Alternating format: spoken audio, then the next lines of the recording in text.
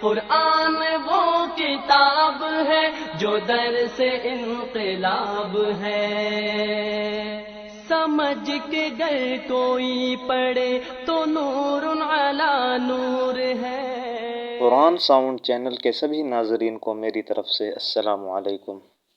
ایک مرتبہ شیخ یاسر الدوسری نے اپنے بیان میں کامیابی حاصل کرنے کے متعلق بتایا، کل نجاح دنیاوی لا یؤدی بک الی الفلاح الاخروی فہو نجاح مزیف۔ ترجمہ: دنیا کی ہر وہ کامیابی بیکار اور فضول ہے اگر وہ آپ کی آخرت درست نہ کرے۔ ناظرین، اس ویڈیو کلپ میں شیخ یاسر الدوسری نے یہ بتایا کہ قرآن پاک ہمیں اصل کامیابی کا مطلب سمجھاتا ہے، جبکہ آج کے اس دور میں مغربی نظام نے کامیابی کا مفہوم ہی بدل کر رکھ دیا ہے۔ مغربی نظام نے کامیابی کو محدود کر دیا ہے۔ مثال کے طور پہ مال حاصل کر لینا کامیابی ہے، مشہور ہونا کامیابی ہے، ڈگری حاصل کرنا کامیابی ہے، عہدہ حاصل کرنا کامیابی ہے، وغیرہ وغیرہ۔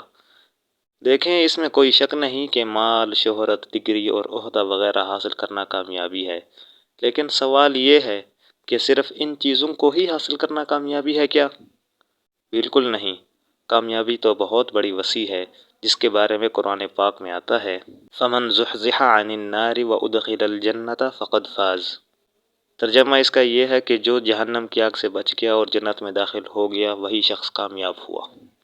ناظرین، اس کا مطلب یہ ہے کہ قرآن پاک میں دنیا کی کامیابی آخرت کی کامیابی کے ساتھ مربوط ہے۔